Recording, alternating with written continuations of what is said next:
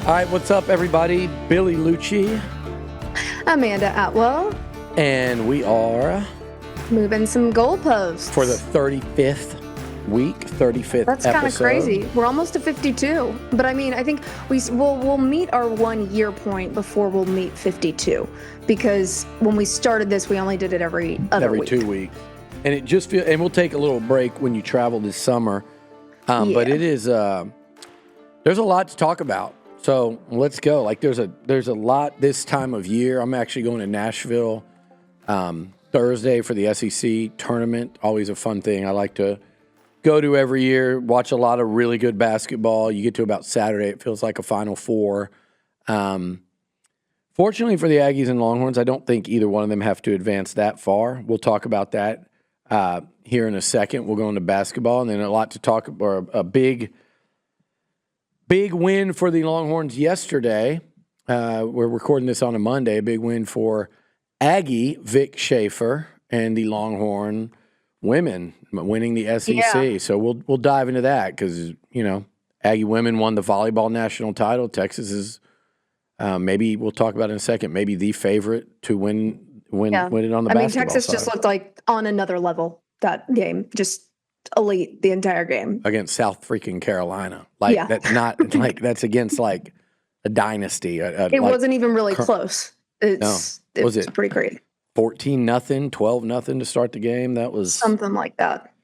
We're familiar with what Vic Schaefer can do here in College Station. He was a key component to Texas A&M women's basketball winning the national title about 20 years ago. So, and Sydney Carter, one of his two starting guards, is on that staff down in Austin. So, and she has some of the best outfits I have ever seen on a basketball sideline. I think that started out here. She was an assistant here and was catching flack from some people, and then people quickly rallied around her and realized she not only is a rising coach, but also has great style. And all those haters, the way she handled it, just with a smile, kept doing what she was doing, and her social media profile, her name, and everything just blew up as a result. It's like a clinic on how to handle the haters. It's almost like I'm just going to keep doing what I do, what I like to do, and I'll let all the cool people and all the people that don't have a problem with me and support me do the fighting for me. And that was a very one-sided fight, as you saw her following just do this. But anyway, if there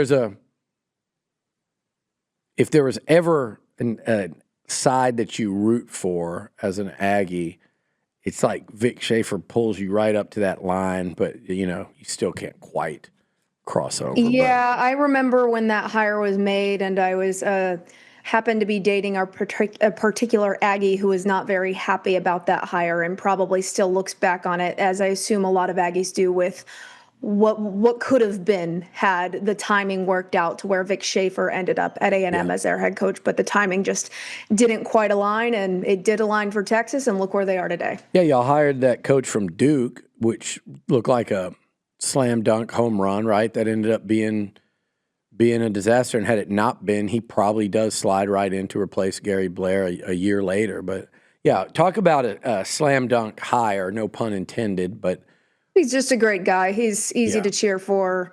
Just seems like the kind of coach you would want to play for as an athlete. And when you take Mississippi State and they knock UConn out of a Final Four and they play for a national title, if you can do it there, you can truly do it anywhere, because he took them from nothing. So, anyway, I guess we just talked about that then.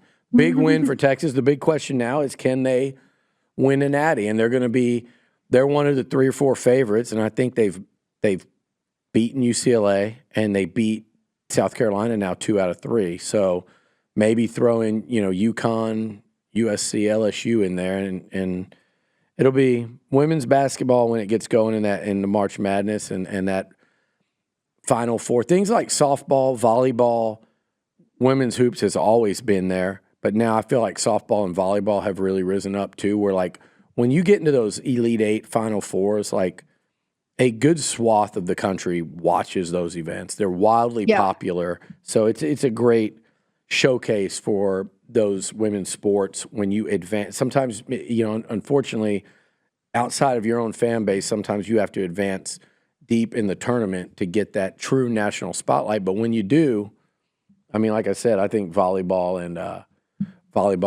and softball have really blown up, like say in the last decade or so. Women's basketball has kind of been a staple in that regard.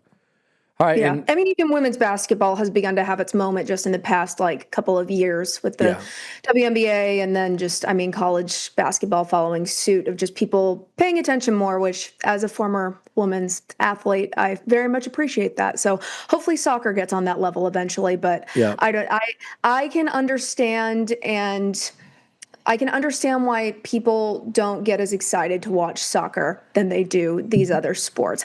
I always was of the opinion that soccer is a more fun sport to play than it is to watch, though sense. A lot of the world probably disagrees with me because the rest of the world really seems to love soccer. But I guess us Americans just like the quicker points and the more scoring, less of the long game.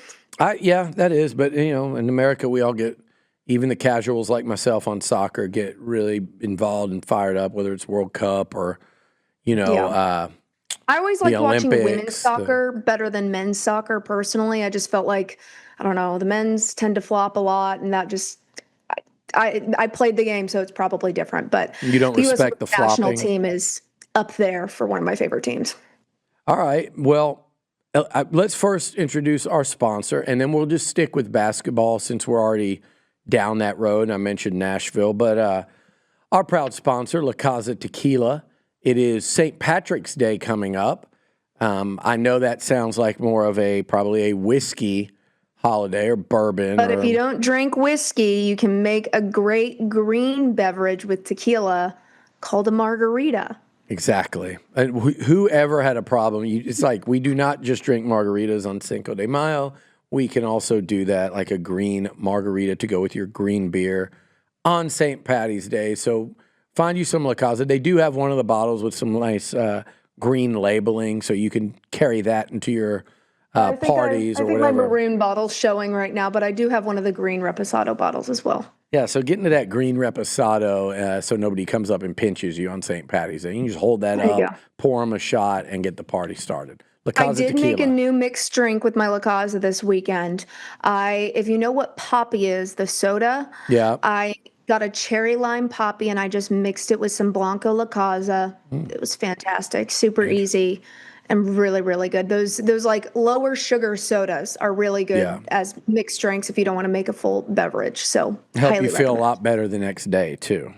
Yeah, less sugar. Yeah, that you can break away. This weekend, I think I did vodka water. And I felt great the next day, but I probably should have done some like La Casa and soda with lime. I would have felt better. I will say there is a singular vodka brand. I won't mention the specific brand because we focus on our La Casa here, but it was cucumber flavored vodka that I used to mix with water, and it just tasted like cucumber water.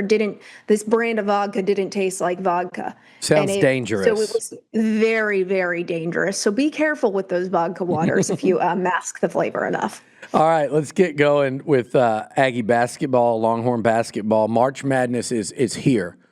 Conference tournaments are already underway. Like I said, the SEC tournament starts Wednesday. Texas will play Wednesday. Aggies will play Thursday. A week ago, Amanda, we sat here, and Texas A&M was trending back towards being right on the bubble. Texas looked like they had punched their ticket with the win over A&M. In hindsight, they may have, because without that win, I think Texas would actually be in some real trouble right now because they've lost 4 of 5.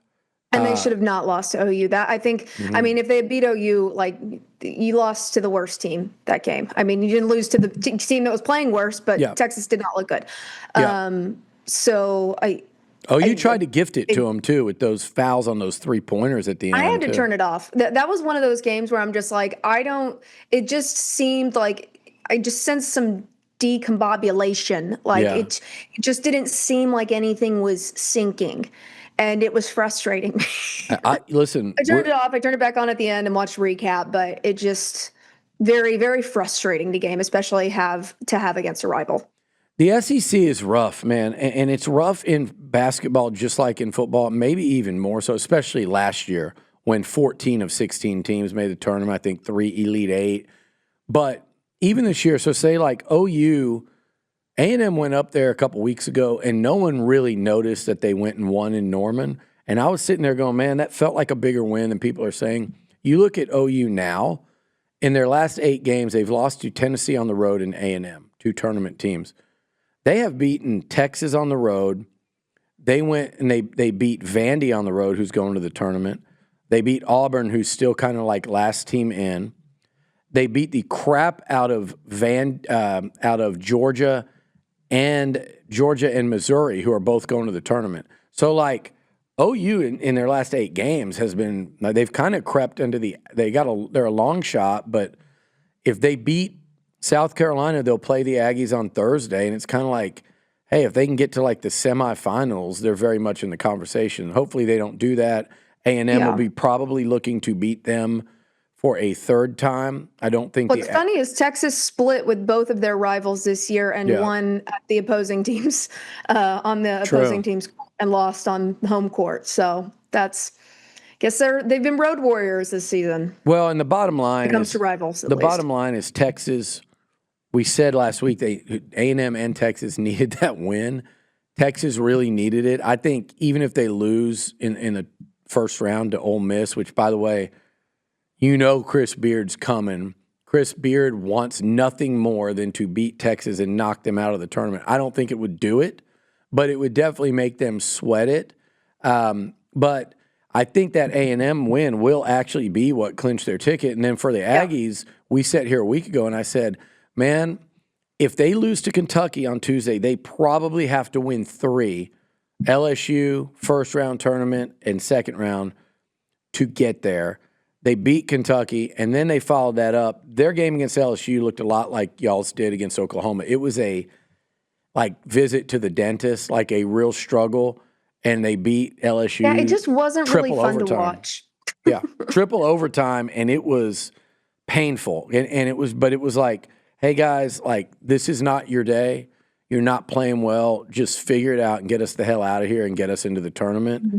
And they did. And I'll say this for Bucky McMillan, I know there's a graphic. You can bring it up now. I have a comment on that graphic. There's a reason I didn't quote tweet it like everybody else on the planet did. And I got tagged in it multiple times. Yeah, and I'm sure people I have a reason for not quote tweeting it because I do have an opinion. I do think it was cringy, but I have an opinion. Let's hear it. Okay, so I do think this kind of statement, like saying, what were they preseason ranked, 13? 13, yeah. And finishing tied with 4th. Yeah. If somebody were like you to go out and tweet that, like, great season when you didn't really expect much out of it. Yeah. That's one thing. That's, in my opinion, completely acceptable because that's you're kind of describing what happened. Analysis. And like you could say that, like, say the same thing about ASU when they were ranked at the last in the Big 12 and then go and win the league their first year in the league. Yeah. That was football. But like that kind of analysis, that makes sense to point out. Bucky had a much better year than everybody expected him to in the preseason. Now the method of messaging is where I think probably not the best. Like that's just a very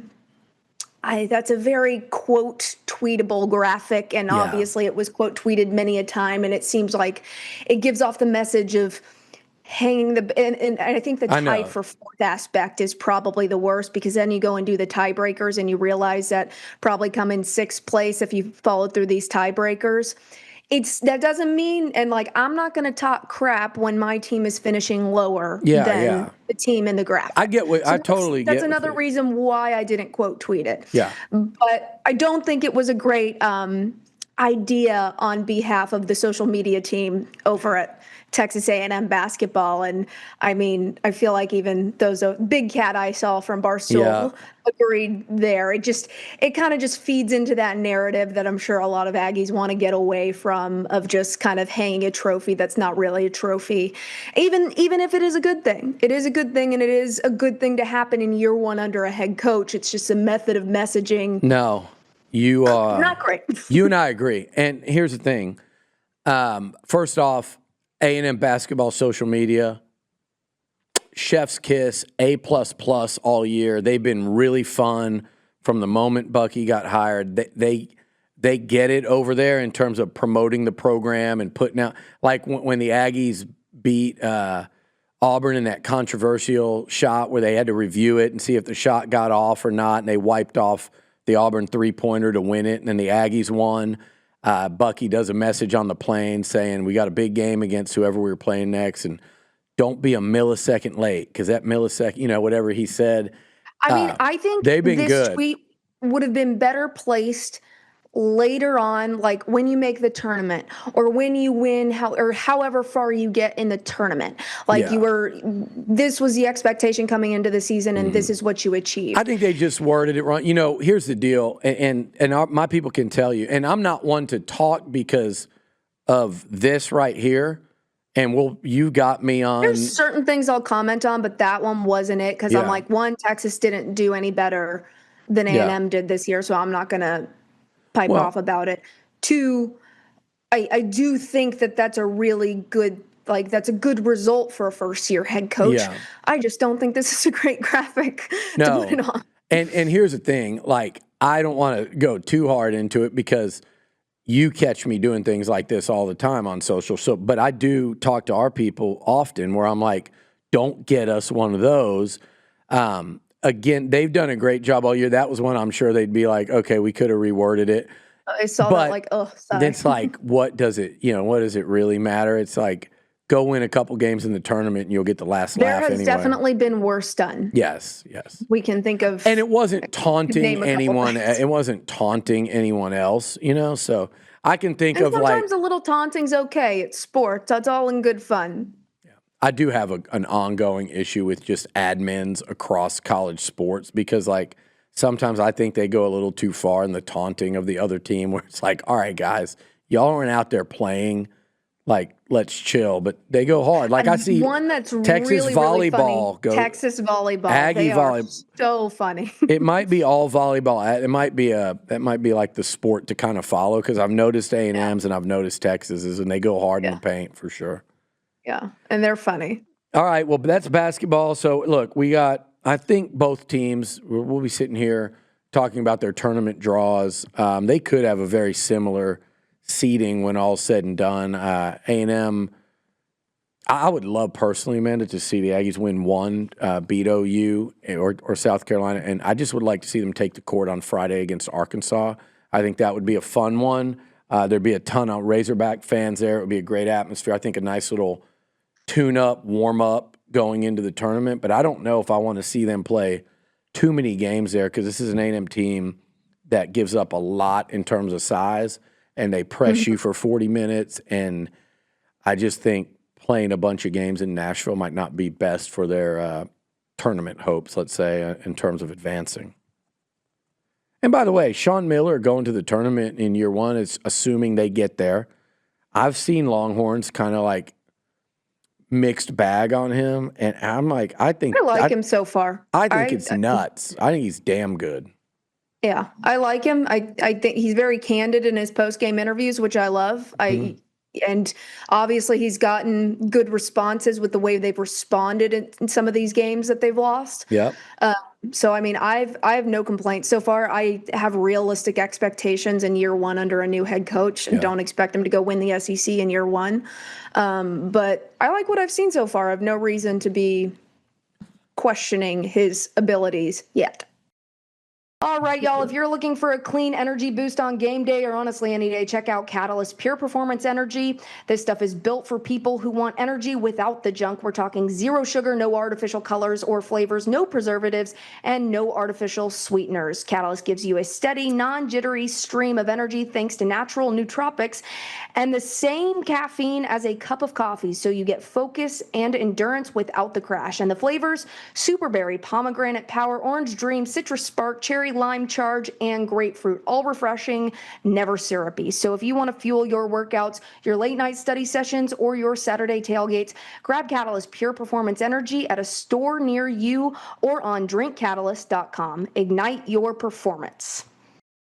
Let's dive into some football because spring ball started. Was it today? It started in Austin? I think so today. Yep. and it starts in about a week here in College Station. So let's dive into football because there's a lot to talk about, and there's a lot. We'll tackle some spring stuff here in a minute along the way. I've got some off-season observations that if you listen, you're an Aggie or a Longhorn interested in the enemy. If you pay attention, I'll have some nuggets in here along the way and over the course of our conversation. But something I wanted to talk to you about, we kind of dipped our toe in these waters in the last couple weeks, but just we've kind of talked about what we think the floor is and what we think the realistic expectation is for each team, and we see what the rankings say. I think both of them are going to land in the preseason top 10. Texas is going to be in the top 5, A&M in that next 5 probably. Let's talk about the importance of this upcoming season, Amanda, for both programs, coaches, and not just about this year, but just in terms of trajectory, because there's a lot going on in the SEC with so many new coaches. And I feel like, Steve Sarkisian, Mike Elko, Sark going into year 6. I know I told you he'd get back to me when he gets to year 5, famously. He's going into year 6. And Elko going into year 3. They have an advantage right now over a lot of programs in this league that are going to have to kind of start trying to play a little catch-up.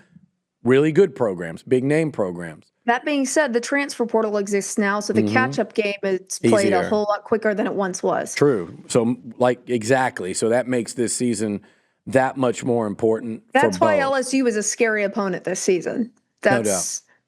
I mean, if you just go look at who they picked up in the transfer portal, the top names on that list, a lot of them went to LSU. So, I mean, there's a lot of games that make me nervous on the schedule this year. Texas does avoid Georgia and Alabama. Yeah. God bless America. I didn't want to play Georgia another year. I'd like to play him once. I swear. I know Longhorns think I really would like to play him one freaking time. I don't mind Georgia fans, honestly. They've always been perfectly kind to me. God, the monkey on Texas is back the past couple of years. I wouldn't mind seeing him in the SEC championship game. Yeah. That's about it, right? Georgia we are in year 15. Georgia has never come to Kyle Field. It's this dumbest thing. And what's even dumber are the Texas fans on social media that try to chirp about that. And I'm like, well, first of all, we played Alabama every year of peak Nick Saban, so we weren't ducking anybody. Second, ask any Aggie. They would love. I mean, you don't want to It's play out of your Georgia. control. I mean, I like playing, and I mean, I'm sure you'd like to go to a game and we went to one. Well, we went to one, and it rained the whole day. It sucked. I really wanted to go to Athens this year, but hindsight 2020, I'm really glad I didn't spend hundreds of dollars flying to that game.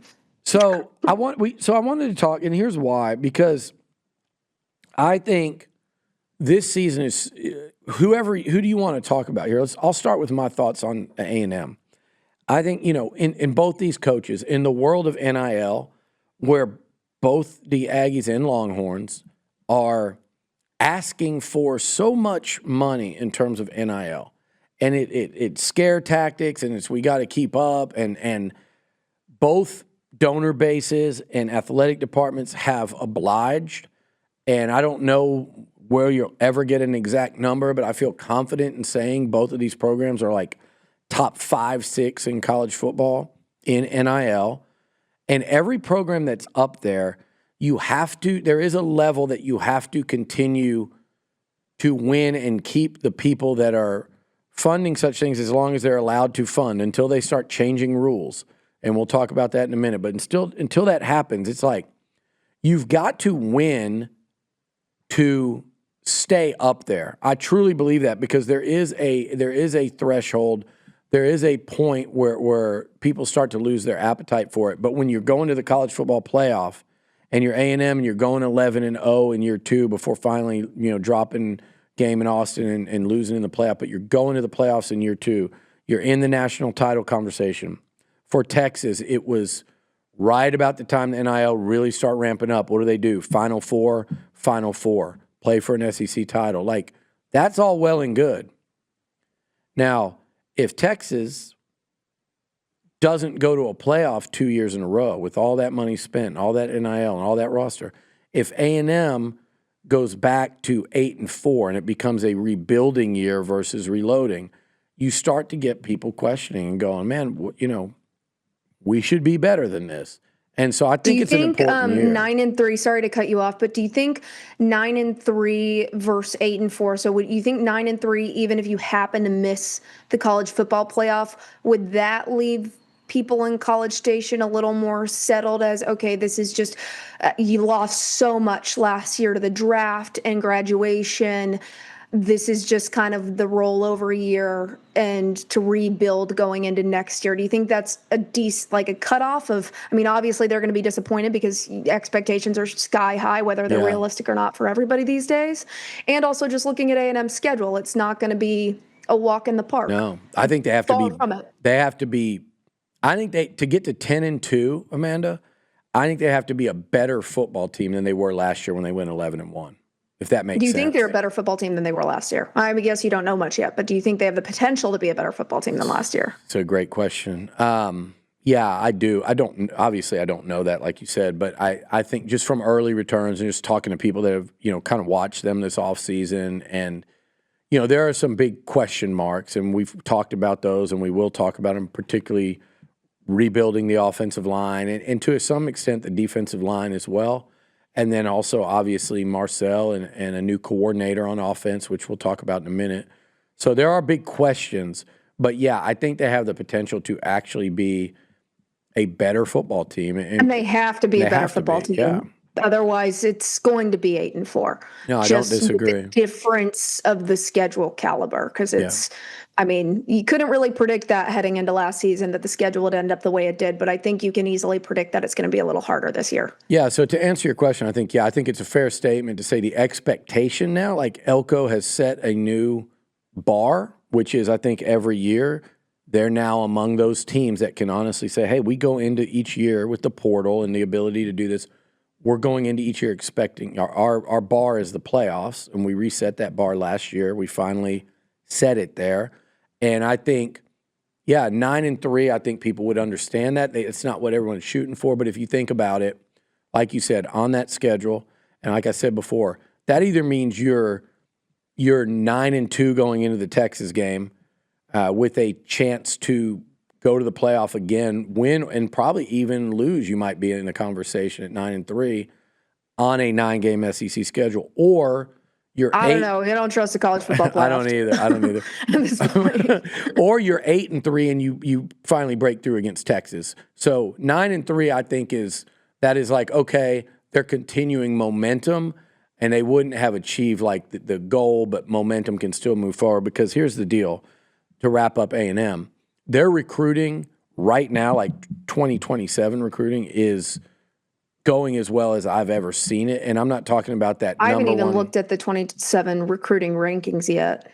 Well, the Aggies are there. It's too early for rankings. OU fans. It's not too early for OU to brag about having the number one class, though. And here's the deal with that. Shut up if you're in Norman bragging about a recruiting ranking in March when I could go and spend a month. I wouldn't catch all the receipts of OU talking about A&M's recruiting championship. Comparatively, I'll just give you a scope of like where 2027 recruiting stands for those listening. So OU's at number 1 right now. They have 19 commitments. Yeah. A&M's at number 2 right now with 10 commitments. Yeah. So nearly half the amount of commitments. Yeah. Texas is at 8 right now with 6 commitments. Yeah. So hardly still in the top 10 with plenty of space to fill that cap. There's no apples to apples there. Pretty much filled up their recruiting class. So, brag about your recruiting class all you want. Maybe wait until other teams have more than 10 they are one of maybe 3 teams with 10 commitments. Can I say this? Jim Nagy is my guy. I'm a big fan of his long before he went to OU. So I'm not going to not consider him a friend and be a fan of his when he goes to OU. Same thing, same way I was with Kevin Sumlin when he coached there. You name them. But this is about the fans. Like, yes, be excited. Of course you should. I've been in that boat. I was trying to explain that when A&M had the number 1 class in 22.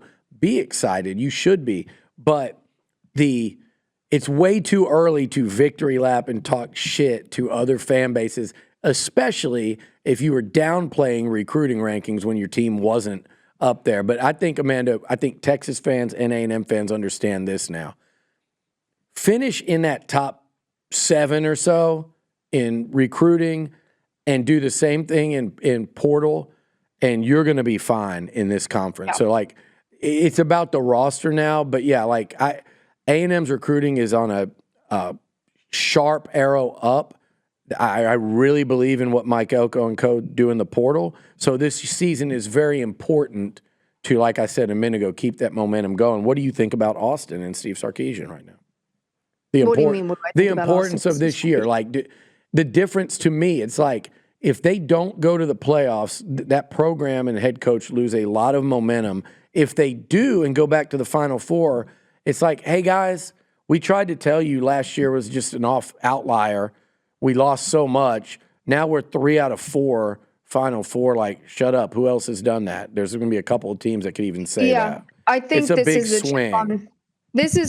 Last year was I didn't want it to be a rebuilding year last year. I wanted to trust that Sark knew what he would need to reload with and compete at the same level with. That was disproven. But this is kind of the shut up and prove it year, because you had that year to assess what went wrong and how you need to approach coming into this season. So this is a very critical year. I feel like this is a year where your seat gets hot or not. Another 9-3 season. I'm not going to say Sark's out the door immediately, but or another 9-3 season and playoffs miss. Yeah. I'm not going to say Sark's out the door immediately. I am going to say his seat's getting pretty damn warm, because with all the money you're throwing into this program and all of the talent, not even just the money, just the sheer amount of talent on this roster, the product has to be there on the field.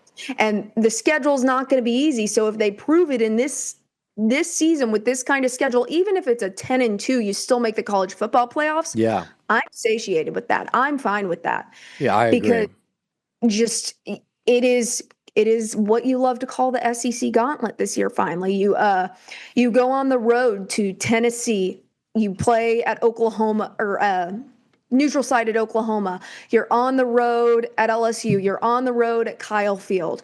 So you get some of the hardest road games in the SEC this season.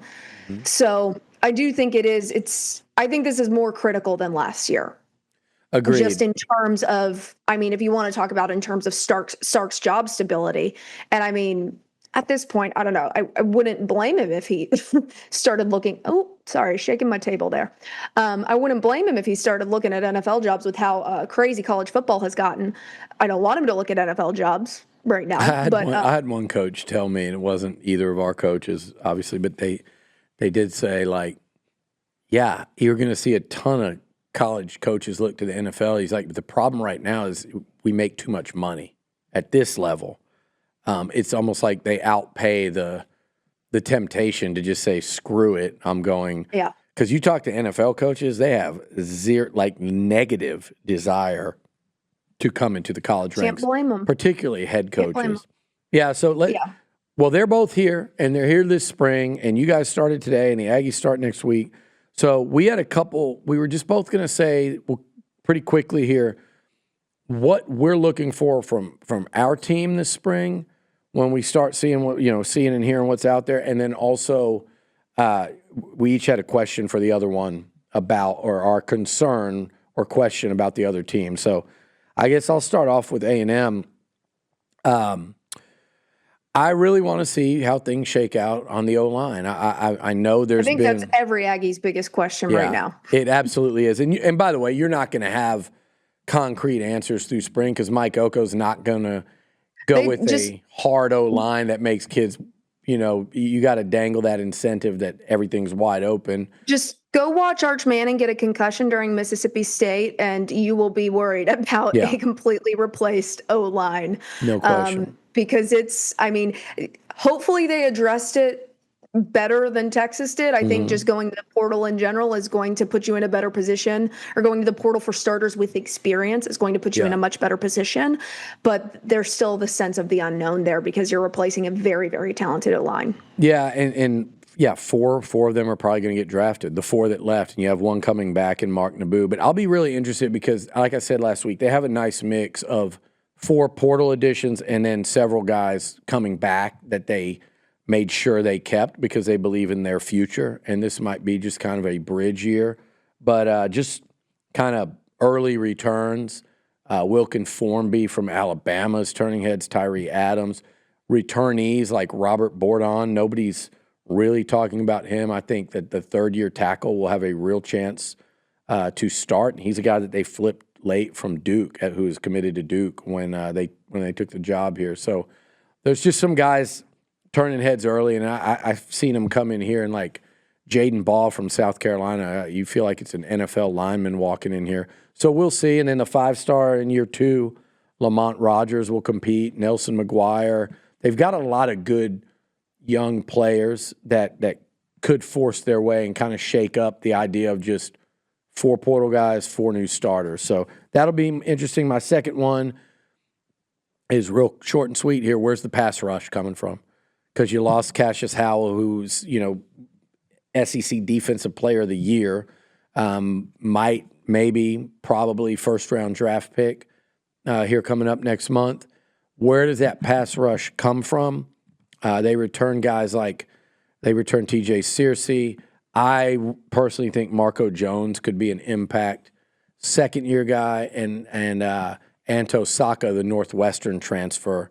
Talked to somebody that's real familiar with him outside of A&M that said, man, the Aggies, he was telling me, I don't think you realize how big an impact he'll have. So those are 2 kind of names to really keep an eye on in terms of this spring. And then my final one kind of ties in with Marco Jones. Second-year guys, Texas A&M needs real impact from a handful of them, and I think that's Jamarian Morrow at tailback. I mentioned Marco Jones at DN. Noah McHale at linebacker really needs to emerge. So there's a lot of these second-year players that you're going to need to see kind of take that big jump for the Aggies. And then at defensive tackle, Texas fans are familiar with both these guys. DJ Sanders, who the Horns tried to flip on signing day out of Belleville, and then Landon Rink, whose dad, Shane Rink, played for the Longhorns. So those 2 guys, that second-year group, you're going to want to see some jump from them. And then those were my things to watch along with this true freshman class. I'm just going to tell Aggies right now, this true freshman class is going to be pretty damn dynamic, and you're going to get more contribution from them this year than you think, whether it's Brandon Arrington, whether it's KJ Edwards, some of the 2 like star names, but also I would say keep an eye on the freshman receivers like Aaron Gregory, Jaden Warren, and even a safety like Chance Collins, who was an underrated guy in the rankings who's turning heads in the offseason. Oh, and my thing for Texas. I think, why don't you ask me first your question about A&M, and then we'll move into Texas. So what was your one about the Aggies that you were going to ask me? I think my biggest question for A&M, about A&M until the season starts, is going to be, is this running back room going to have the kind of juice it needs to make an impact? Because you're not really getting any new stars from the transfer portal. You can fill me in on the younger players that you can expect to be up and coming, but it's not. I mean, you look at Texas, completely rebuilt running back room, added starters from other schools, added players with experience. Conference rushing leaders. Huh? 2 Power 4 conference rushing leaders. Yeah. And then you look at some of the young players on the roster that haven't got playtime. You have Michael Terry III, you have Derek Cooper, you have a pretty deep and James Simon. Like, you have a pretty deep running back room addressing an issue last year. I mean, outside of Wisner, when he played A&M and OU, the running back room was pretty much non-existent for most of the season. So my question with A&M is, I will remain confused as to why there were not more additions when Elko's been really good judgment-wise on what they need to add from the portal. I'm confused as to why there weren't any kinds of additions made to that room, and what you think could be filling the gaps there, and if you think it'll be enough, or is that one of your concerns? It's a concern for what you just said, explosiveness. Like I've seen Ruben Owens. Like Ruben has really filled out in a way where he's bigger, but also looks more cut up. Like I expect him to come in and be a little more explosive and faster. And he's shown the penchant for a big play, but he and Morrow have to be. They lack that for most of. When Le'Veon Moss went down, there wasn't a whole lot of you didn't see the home run hitting running back. Yeah, and the injury bug has hit the room a lot in the past couple of years. Yeah. So you want to know you have some juice waiting in the corner to fill in because, having no running back room can kill you in the SEC. So Owens, and that's why I mentioned Morrow and being a breakout second-year guy is so important. And then they've got two freshmen that certainly looked the part. You watch their highlight tapes, and they certainly looked the part as well. But that's it. It's 4. I would like to have seen 5. I would have liked to have seen them maybe add one with experience. It's delicate, though, and I kind of voice that. At least you have Marcel who can that's a good point. Run the ball. And Terry Bussey, by the way, one of the really impressive offseason guys so far. And I know both fan bases are real familiar with Bussey, but really has filled out, looks great, is standing out in the team agility drills and competition stuff. And somebody pointed out to me the other day, it's it's the first, he got here late. He was not a spring guy 2 years ago, and he was hurt last spring. This is the first full offseason he's had, and you're starting to really see it. And I think he's a guy that, while he's not a running back, with his build, with his vision, with his ability of being kind of a do-it-all, you can move him in and out of the backfield kind of like they did Anais Smith. So he'd be one to watch as well. But, yeah, I thought they should have added one more. But just in having conversations, I think they had real excitement about these younger backs and were concerned about bringing in someone else. Just in other words, say they wanted Hollywood Smothers. Say they wanted Rayleigh Brown. They're competing against not only the Longhorns, but everyone else that wanted them. In the case of Smothers, he was committed to Bama.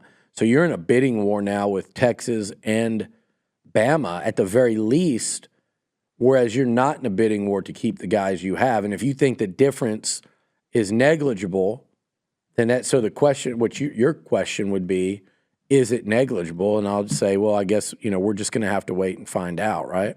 Yeah, I think that's the same kind of mindset that Sark went into last year with a lot of, because he wasn't really a heavy portal guy as far as just really slam dunk portal ads. And I think that was a fatal error he made last season. Obviously A&M has added in a lot of other areas. Yeah. This is the one thing where it was curious to me as to why there wasn't at least one addition there when you're losing Le'Veon Moss. All right, so I'm looking at your list. So you kind of just tackled the reworked running back room, and then what are your other two? Yeah, the other thing on the reworked running back room is the biggest thing. You mentioned this, that Texas needed to add that they did not have last year, and not really even the year prior, is just explosiveness. Those explosive plays, and I think with Hollywood Smothers and Rayleigh Brown, you have more of an opportunity at that. They're more of those kinds of players. So I'm excited to see that room because last year the running backs just concerned me all season. I'm excited to see just a slate of more reliable talent, more experienced talent going into this season.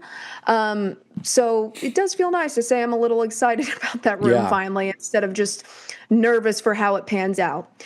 The second thing I need to see is an offensive line that gives Arch Manning the time to be Arch Manning, because I think you saw as the season progressed, when there wasn't the nerves of I'm about to get hammered, the decision making got better, the just play got better, the reads got better, and Arch Manning looked like what everybody was saying Arch Manning was supposed to be. So by this, I mean, I don't even think the offensive line needs to be fantastic. I think they just need to buy him more time than they were for a good portion of last season. If they look like they did against A&M for the duration of the season, I'll be pretty dang happy. Yeah. And I think there is a potential with that of adding players from the portal that have experience versus just kind of relying on building up these younger guys, which was not obviously did not pan out. last season. And the last thing I need to see is a new leader in the secondary with Michael Taft gone. He was kind of that glue. Texas struggled a little bit when he ended up injured midseason, and they just didn't have that communication in the secondary like they normally do. And so just a new guy stepping up there. I think probably Jelani McDonald is a good candidate there. So just who's going to be that guy in the secondary, because that's where I think Texas's defense, if it fell apart, that's where it fell apart last year, especially in games like Florida. You saw a lot of struggle in the secondary that caused Texas to lose that game. So my question was, I'm looking at Texas and I'm wanting to hear how things look, or really see next year where things look and at linebacker. Because last year, my question had to do with that secondary, because I felt like they lost two great players, I believe were NFL starters this year, Makuba before he got hurt, and then Jahdae Barron, who won the Thorpe Award, was a first-round pick. So, like, those two guys, was he a first? Yeah, I think he was a first-rounder. Those two guys, though, yeah, and I felt like they were losing, even though they were bringing back Taft and Manny Muhammad. Like, I was like, do they take a step back, because that secondary was playing at such a high level? I think a lot of it was coaching too, honestly. They were playing too far off the ball, and I think and then also they just fell asleep at the end of the Vanderbilt game, and I think a lot of that was coaching as well. Yeah. So because the talent was there, it's just the scheme wasn't. Yeah, and they rose up. They rose up against, Marcel and Mateer and, a couple of giant instances, obviously.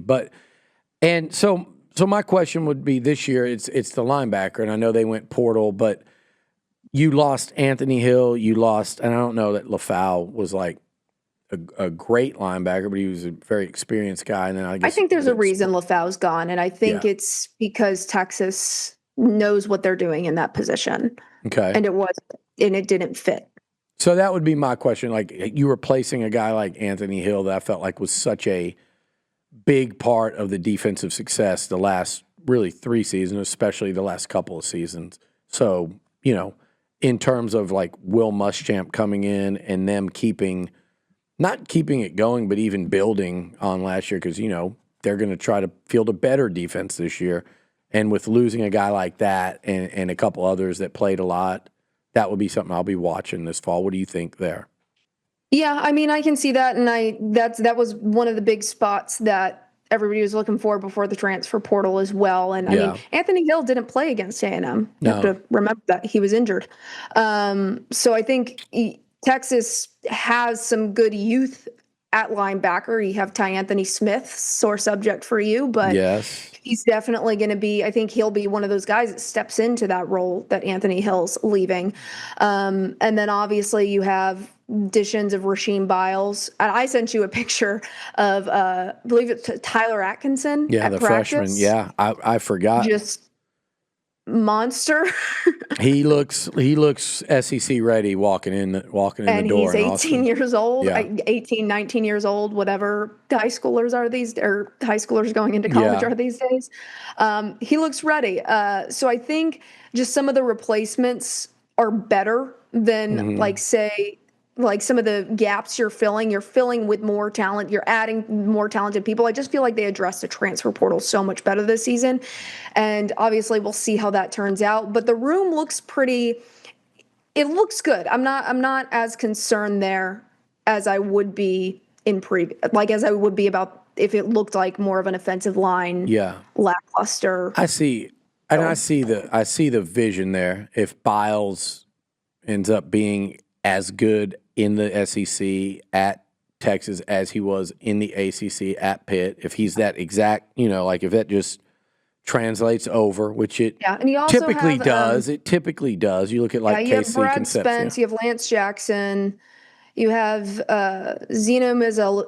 I can never say his name. You know who I'm talking about. Zena. And then Justin Cryer, also a transfer ad. Interesting to see how he these are like the outside backers, the edge guys to go with those. Yeah. And the thing with this is also from some intel from spring practice from on Texas football is that a lot of these guys, they're looking at changing some of these positions. So Brad Spence moving between linebacking and the edge room. Just like they're shifting a lot, and it looks like primarily on the defensive side of some players looking at different positions currently. So none of that's completely nailed down. And I think you're just going to get some of that with a new defensive coordinator as well, just seeing what he wants where. All right. And who best suited for the different positions. Good. You know what? You made me feel better about it. So good work. Good work. Let's go. Better for you or better for me? Better for you. Let's move on to, let's do a little ask. We'll ask each other. We got a couple questions for each other. Or I thought you wanted to do the LSU. Oh, we're going to save that. That's a fun one right before moving goalposts. We'll do that. So let's do ask. We'll have a couple questions for each other. Do you want to start? We'll do one each and we'll alternate. How about that? Go ahead. So my question for you would be, who are 2 or 3 breakout Longhorns in 26? And when I ask you that, it's not hey, I think Arch Manning or Marcel Reed going to take this another Giants. It is kind of more of the not just completely off the, like you could say a Ty Anthony Smith, but who's going to be this year's like Ryan Niblett for the Longhorns? It's a good question. I might have to change my answers based on how you're asking it now. Okay. What did you have? I think my biggest one is probably Grayson Littleton. Yeah, that would be a good one. He looked really good last year as far as freshman goes. He was stuck right in there since Ohio State, and he really grew as the season went, and I'm really excited to see more from him. A big part of that secondary. My other ones were pretty obvious. Some of the new Longhorns, I assume, we'll see some breakout from. Cam Coleman's of the world and the Hollywood Smothers and Raleek Brown. Cam Coleman, the notes from him I'm sure to many people's dismay, looks like they're getting what they paid for from the look of it at spring practice. So you paid for a first round playmaker, and that's I think it would be shocking, barring anything besides a healthy, anything outside of a healthy Cam Coleman, but like anything with Cam Coleman at full speed, I think that is just different players, but the same type thing as KC Concepcion. Like, it's a sure bet. It's a sure thing. Kind of like what we talked about with hiring of Vic Schaefer. Like, you know exactly what you're getting with this receiver, and I think it will look a lot different styles, but it'll look a lot like KC did for A&M this year, where it's just like, yeah, that's, like you said, getting exactly what we paid for. Plug and play. Okay, so what's one of yours to me? Let's go back to my questions here. So I'll say my first one on your end, because I feel like this is another one of the biggest questions that's being asked of just like, why in the heck would Elko choose this person as our offensive coordinator?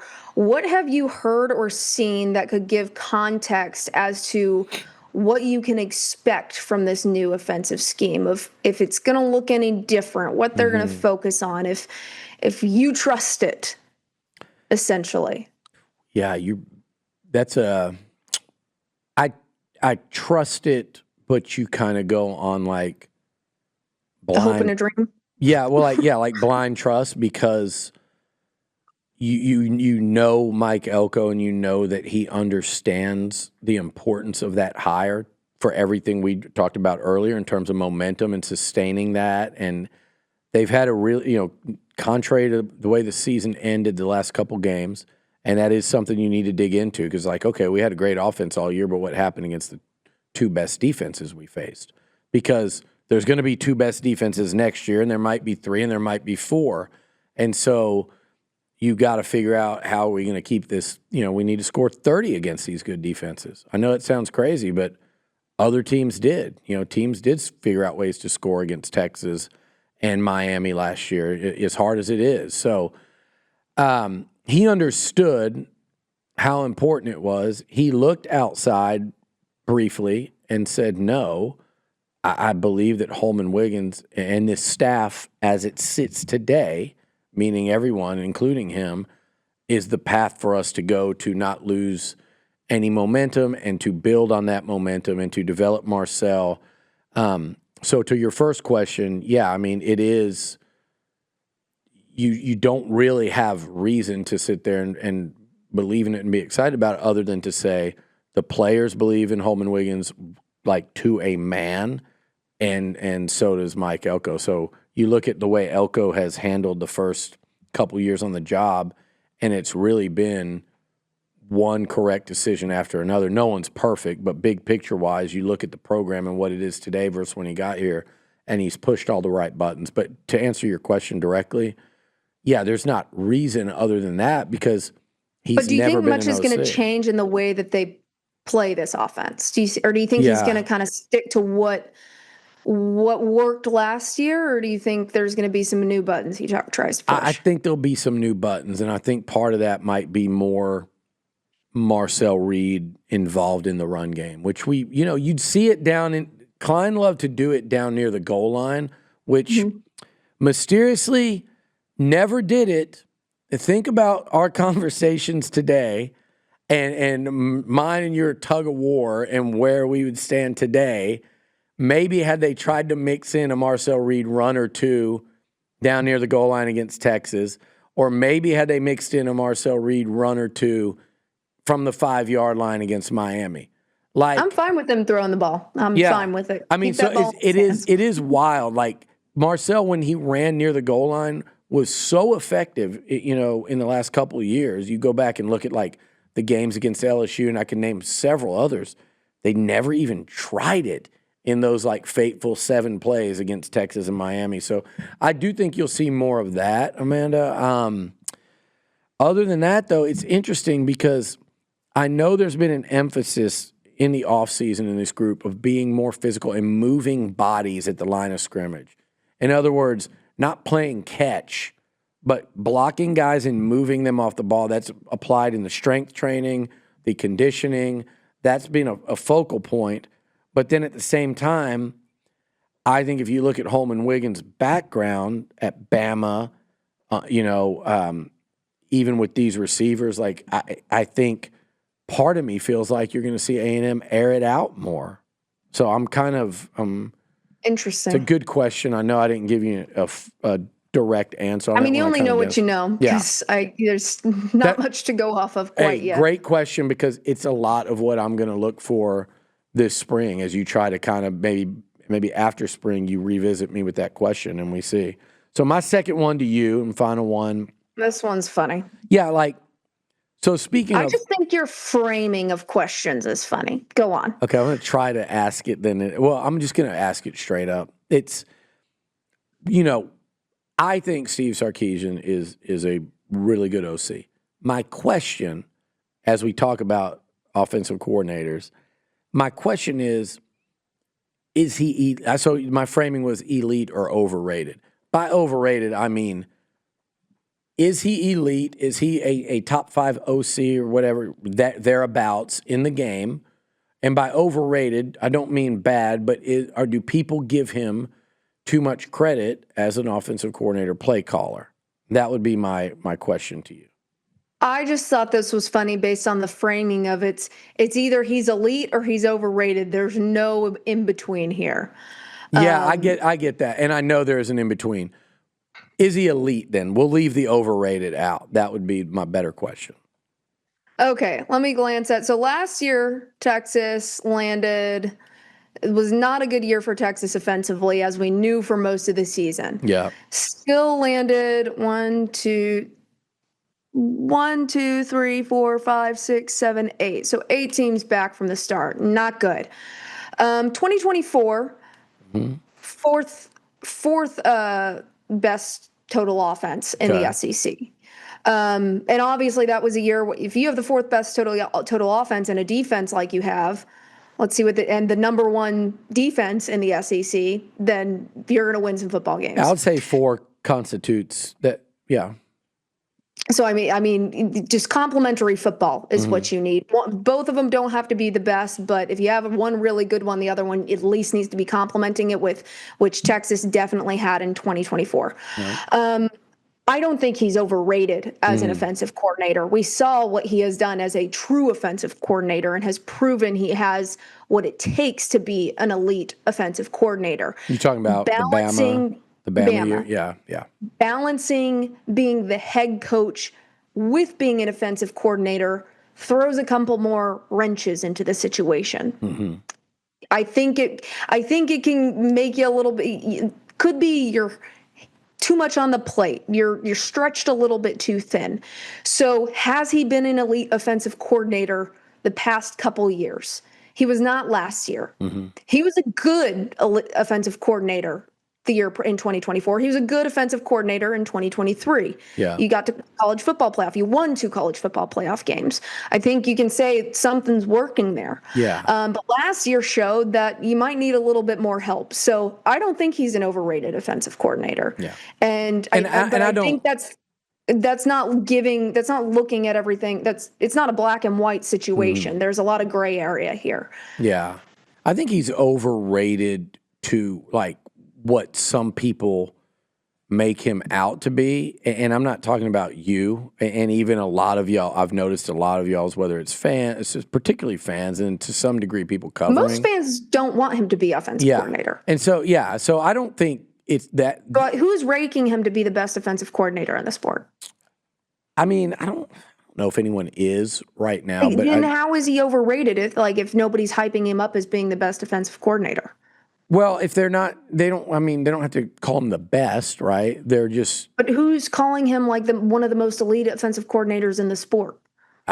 I don't know. I mean. Then how can he be overrated if people aren't like, I mean, I can see where people say like, oh, Arch Manning was overrated because everybody was saying he was the preseason Heisman favorite. Yeah. But if nobody's putting Sark as the best offensive mind in college football, how can you say he's overrated? I feel like people had done that in the past. Maybe they're not doing it so much anymore. Maybe when he was at Alabama. Yeah. Now he's a head coach and he has a couple other things on his plate. And that's good. That's fair. But, and again, like, I think if you look at various lists and they go SEC OCs, they rank him way up there. So my question, Let's see. Are you going to fact check me now? Okay. Yeah, I'll let you I haven't seen these lists. You know what? Do that because I would like this to look better for me. So I hope that you come up with a good list. Okay. The 3 best offensive coordinators in the SEC are new hires. So Sarkisian is not on that list. 5 football SEC. I mean, I don't see this list you're talking about. All right. Well, maybe I shouldn't have said it like that. Maybe I shouldn't have said. And he's not on any of the lists. Okay. Here's how I should have said that. I think also a lot of people don't consider him as like an offensive coordinator because he is a head coach. Oh, I think they definitely do because they don't think Flood. Oh no, they have Lane Kiffin ranked higher than him as a head coach and offensive coordinator. But here's the list. Everybody hates ChatGPT, but this is what AI spat out to me. Okay, that's good. We can go with this. We got Mike Bobo, Georgia, Ryan Grubb at Bama, Alex Bullish, Auburn, Buster Faulkner, Florida, Charlie Weiss Jr., Ole Miss. I like him. Lane Kiffin, and Kirby Moore, Mizzou. I think I think you halted your momentum there because that's just a shitty list. But ChatGPT is not known for great. Yeah, but I get. But this is also the source. Is like LSU Wire. But you're asking me who Aggies Wire is one of the sources on here. So come on, like all right. You're asking me who is ranking him. I just want to know where these lists are that you're. Okay, Amanda. To. I just was. There's no list. All right. I think I get it. Like I think he used to be the default go-to, and I get your point now as you're saying like the last couple of years. You don't see him as high up there. So let's say if he's ranked 5th in the 16-team SEC, is that overrated? No. I was just thinking like the people that kind of default and go, oh, Sark, OC, greatness. But name those people. I can't. Exactly, because they probably don't exist. They did exist. They don't. Yeah, I don't know. Maybe in 2021. I promise you, when this is over, I'm going to go and spend. I'm going to be at dinner, and people are going to be like, list "Why are doesn't you?" count if it's 5 years old. All right. So here's what the question was: is he elite or not? And I think you answered it. Yes, He's as a exclusive offensive coordinator, elite. he was obviously pretty elite. He's trying to find the balance. Balancing the duties with head coach has proven to be a bit of a challenge, which has been rectified with the complementary football the defense has played when Texas made the college football playoff. And I think Elko is in a similar boat on the defensive side of the ball. You've got a career DC that's trying to balance still being the DC and being the head coach. So they're actually in similar positions. They could probably sit down and have a great dinner talking about the challenges to go with it. But yeah, so I regret asking that question, but I am going to go look up. I'm going to try my damnedest to find lists. I hate your follow-up questions, by the way. I don't like them. It's the journalism background is where this is where it kicks in. Like Barbara Walters. Like in 2024, there were 3 games Texas played where the opposing team had more than 2 scores. Like more than there were 3 games. So Texas, as an offense, didn't have to do. They didn't have to be an elite offense. Yeah. Because their defense was holding them. I mean, the most points scored against Texas was Georgia, 30. And then Vanderbilt, 24 was next. Yeah. So, and then after that, it's 14, 17. Yeah, there is you're playing complementary football and you're doing what it takes to best win for sure. So, yeah, I think we should talk about something else. Let's go to. Okay, you want my last question? Yes, let's do it. We should have done that 5 minutes ago. Okay, what game scares you the most next season on A&M's schedule?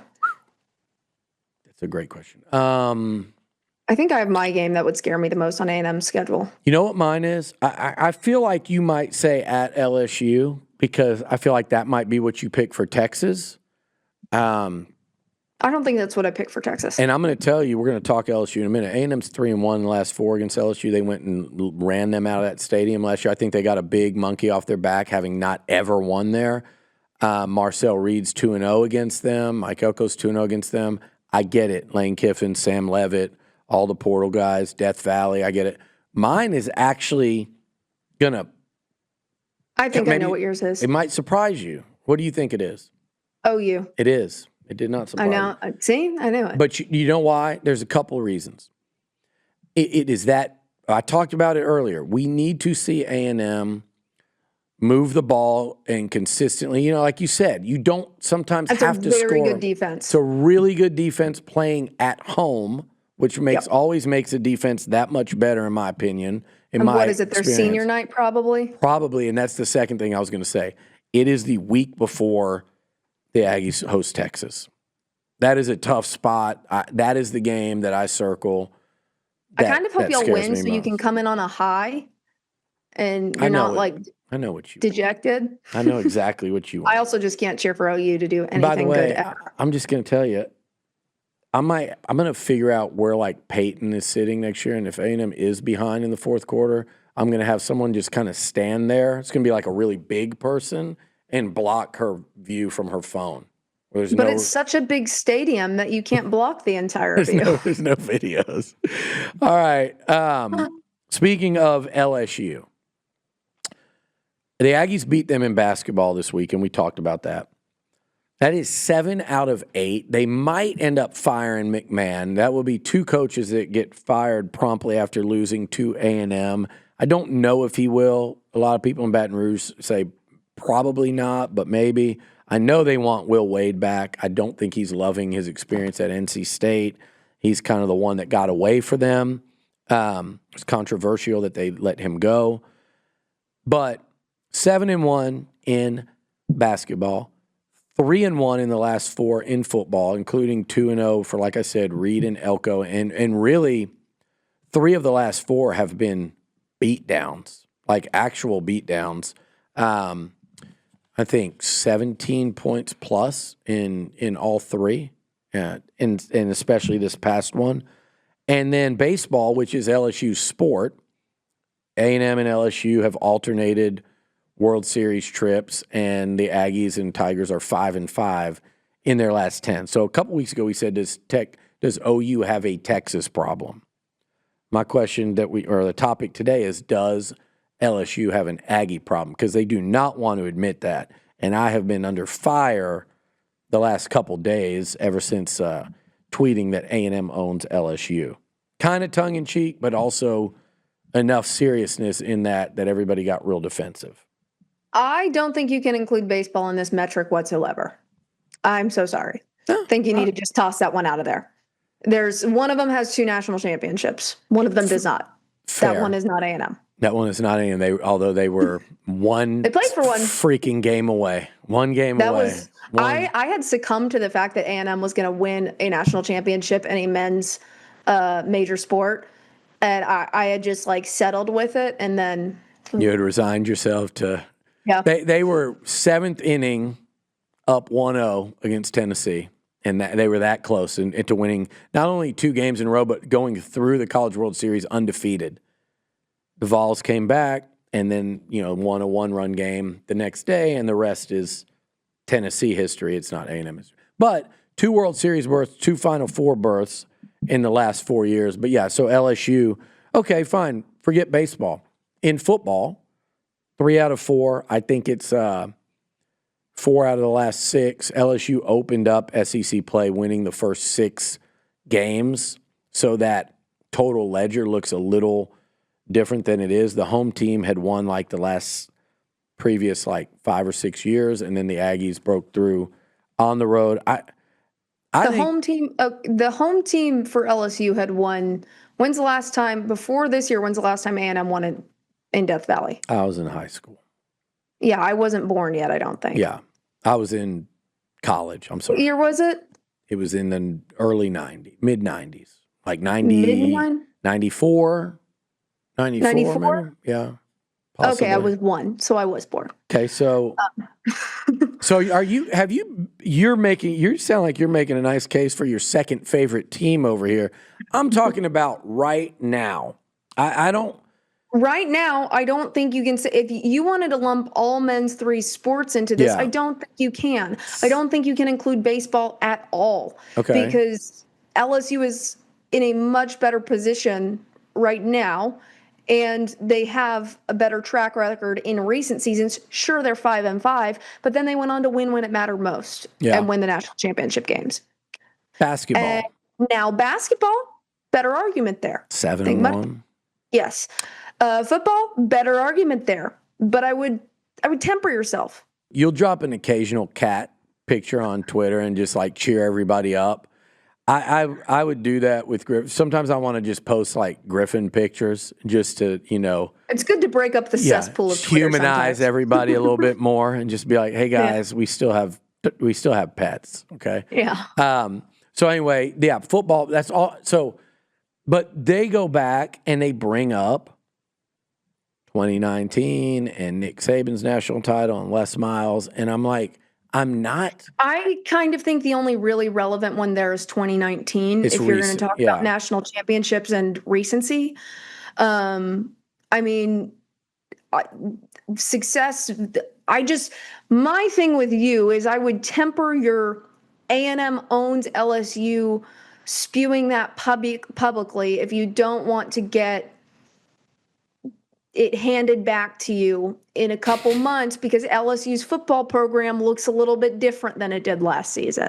You know what? And they're going to have a pretty dang big chip on their shoulder from being run out of their own stadium last year. And Death Valley, like you have said, is not an easy place to play.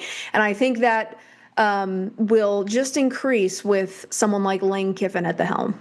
Well, there is something here. Lane Kiffin really had A&M's number at Ole Miss and really needled Jimbo a lot. So with that fan base and this rivalry that they pretend is not a rivalry, I do believe he'll be even more unbearable. They pretend it's not a rivalry? They do. They pretend with their words, but with their actions and the level to which they will be in my mentions and arguing with Aggies on social media, and just embrace it. Isn't there a trophy for it? No, I don't think so. But it is a rival, man. Like, there have been some really epic battles between. And by the way, I have a lot of respect for like the athletics at LSU.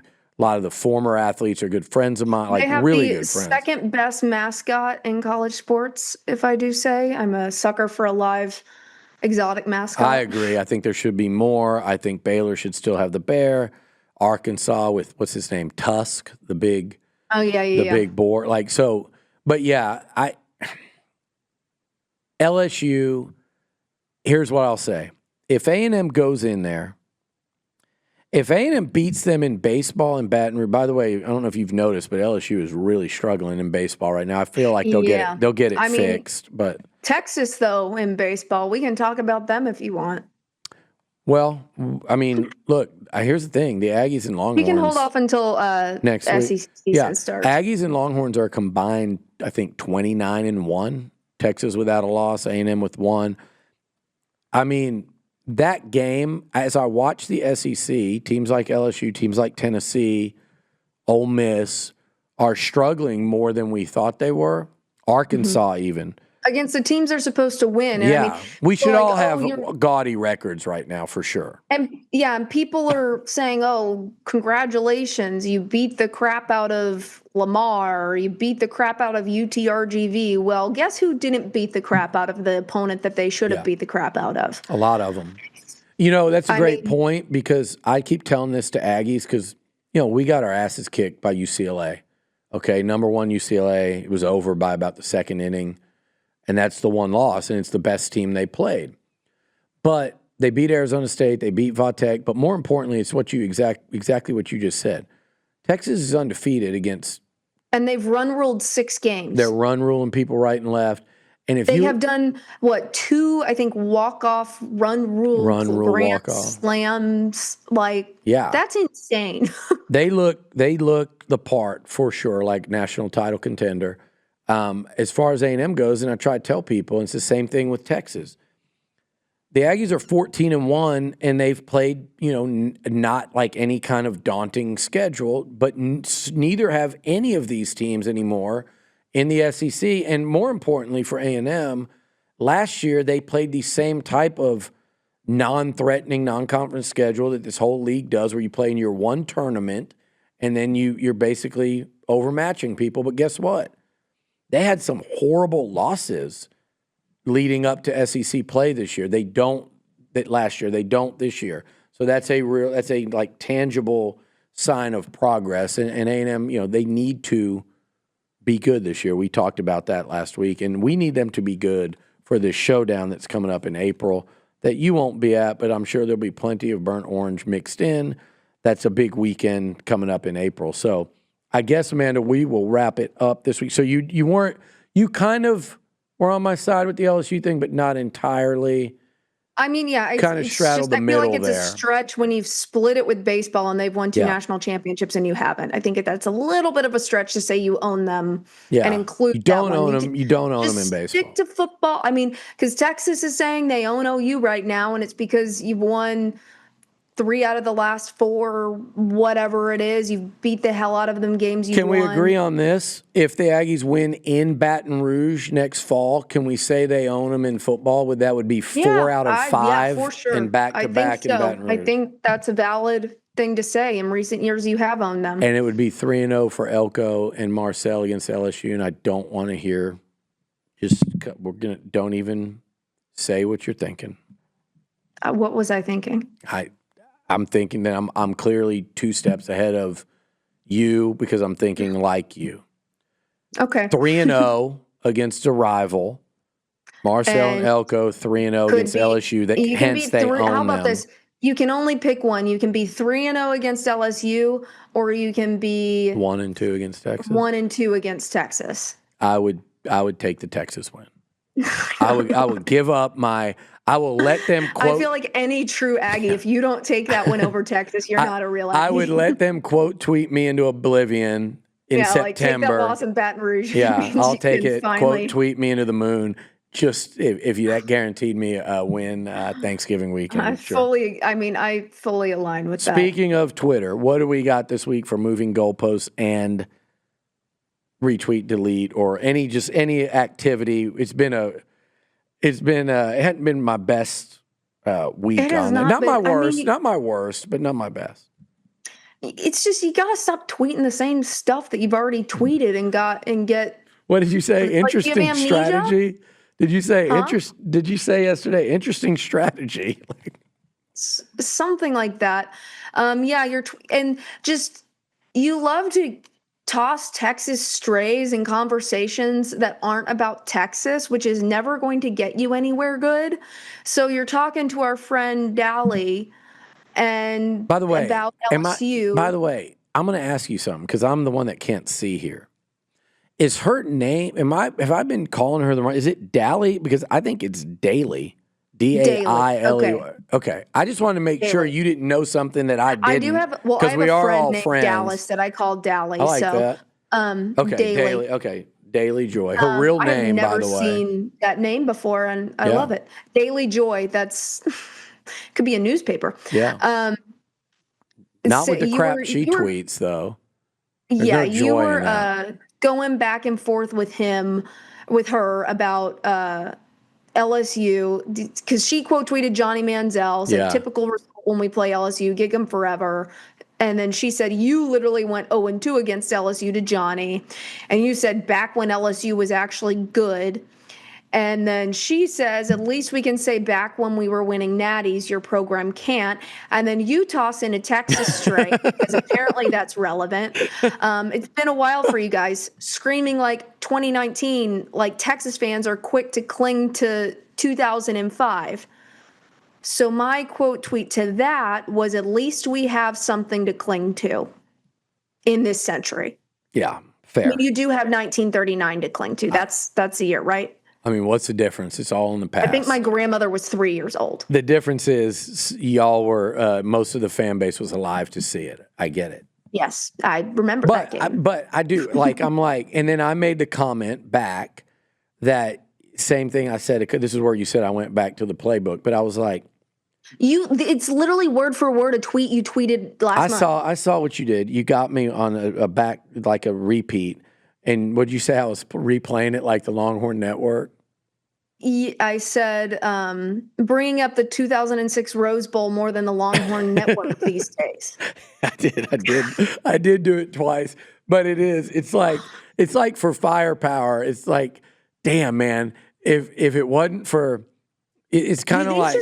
Do these scenarios live in your brain of just like, what if 20 years ago Texas just didn't win that national championship? Because I don't think like that. I don't think about like, what if Johnny Manziel won one more football or stuff like that? Like, I don't think about football games that happened 20 years ago. This is what we do as guys. I think it's a guy thing. We're programmed that way, and we live in the sports more than most. Than you a do. lot of guys. I know you more do. Than my but boyfriend I just sitting think in the other room over there. I just think the wiring is like we're constantly living in this world. Like if I come on here every day and say, well, respond to your stuff. Well, what if Colt McCoy didn't get hurt in every single reply? Because Texas can do the same thing right back. That is true. What if Colt McCoy didn't get hurt? What if Steve Sarkisian didn't make a terrible call against Ohio State at the end? Or Washington. What if the comeback happened against Washington because it was one score away?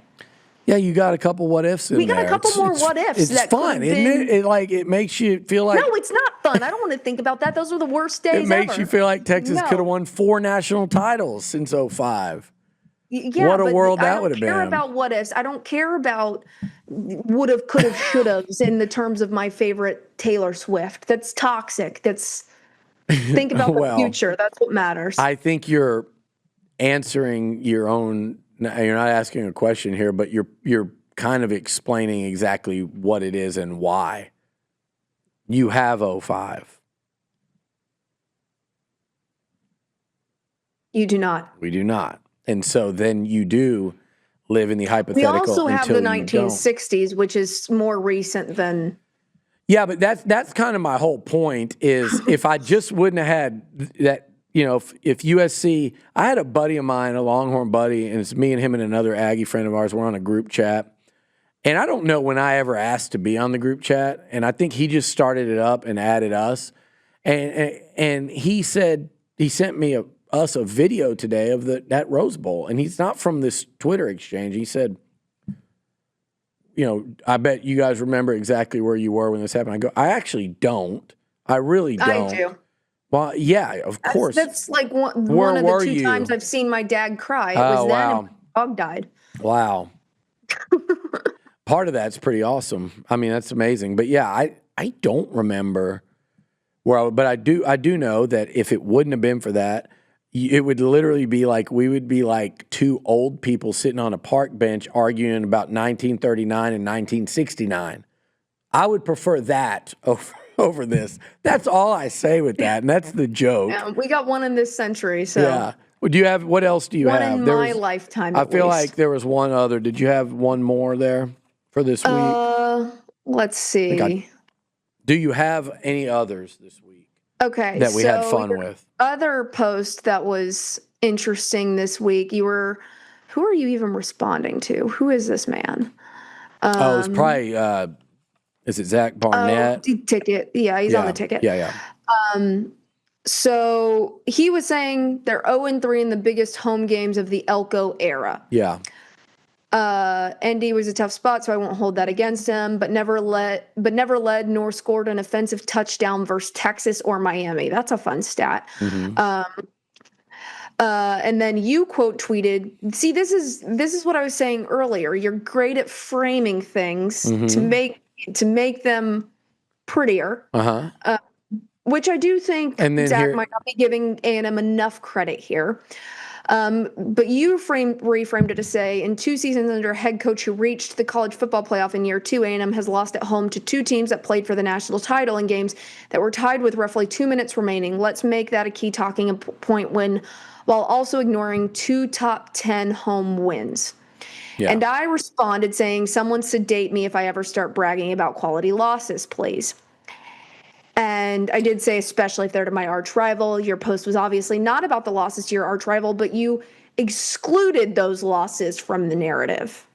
I did. You excluded the rest of the losses in his first season, as well as the loss that made A&M not go undefeated in the regular season last year. Well, so you're saying you want him to include these things in the narrative while excluding other things from the narrative. No. Here's what I was doing. First of all, the other loss we were talking, I think this was exclusively about like the home schedule. So that was the point. Like, when's the last time? What's A&M done at home? Right? Is that what the original? Like, well, yeah, it was about Kyle Field. It was like, what is A&M won?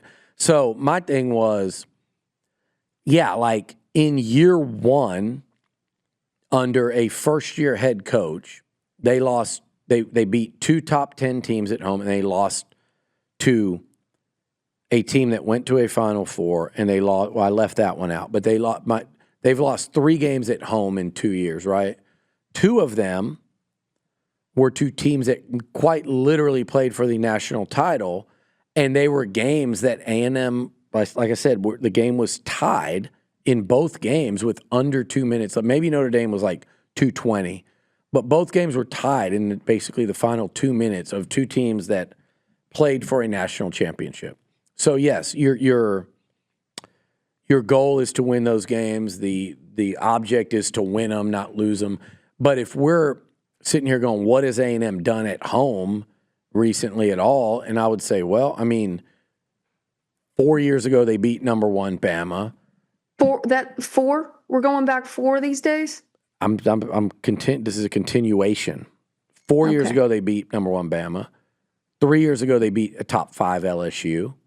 In Elko's, let's stick with this coach. I feel like recency, you have to stick with this coach. That's fair. Because it's a different team. Then they beat 2 top 10. Their record against, I think, there might have been another ranked team in there that I'm forgetting, but if it was, they won the game, so it's actually hurting my case. They've played, by my count, 5 top 10 games at Kyle Field in this head coach's first 2 seasons, and they are 2-3 against top 10 teams at home. Now, 2 of those 3 losses, like I said, were tie games with 2 minutes or less remaining against teams that played for the Who actual. Who are the 2 wins? Notre Dame? No. Oh, wait, you don't beat Notre Dame at the home. wins were LSU and Missouri. Missouri was top 10? Yeah, that first season they were. They came into Kyle Field like number 8 or whatever they were. I do not remember them being 41-10, and then they played LSU on a Saturday night, national TV, and I think both teams were top 10 that week, and A&M beat them 38-17. So, and then, yeah, you're right. You got me on that. I left the Texas one out, but I could include that and say, oh, yeah, and that you third can also loss, include, I mean, I just didn't include Texas because while they almost made it closer, made it a 3-point, they didn't do it, obviously, the goal line stand. So I left that out because my point was 2 of those 3 home losses were tied with under 2 minutes left to teams that played for a natty. And the third one, if you want to say, it was a team that in year 4 under Steve Sarkisian went to a Final Four, and Elko and A&M were literally in year 1 after a coaching change. So, like, I think they've been damn good at home. I don't think you need to be bragging about playing well at home looking at last season specifically, because your best games at home last season, performance-wise, point differential-wise, were Mississippi State, Florida. Think your list ends there, unless you want to include South Carolina in that list, and I really don't think you want to. I don't. Those are your best wins at home last year. I'll say what I will say. Look at the Auburn game. The Auburn game, whew, that was a home game. The performances at home were not fantastic last year. But I will say, if you look and you go, they've beaten at home in the last 2 years. They've beaten LSU. They beat Missouri. Again, 2 top 10s. They beat Auburn. They beat Auburn. Do not put Auburn in there like they were some I'm just great saying, team. off program. They beat Florida, and guess what Florida had done the week Florida before? Sucked, and Texas shouldn't have lost to Florida. That doesn't mean it's a great win for A&M. It was. I think awful. that is a quality win at home at that point in the season. Okay. You know what? What do we say? We're moving goalposts. It's a perfect way to end the show this week. Yeah, Billy's moving them all the way down the field. Should we just get them to San Antonio? Should we just get like a graphic that goes, or maybe we can just have it on the actual show that when I start doing that, we just superimpose like a cartoon goalpost that just starts moving while I'm talking, like back and forth in front of me?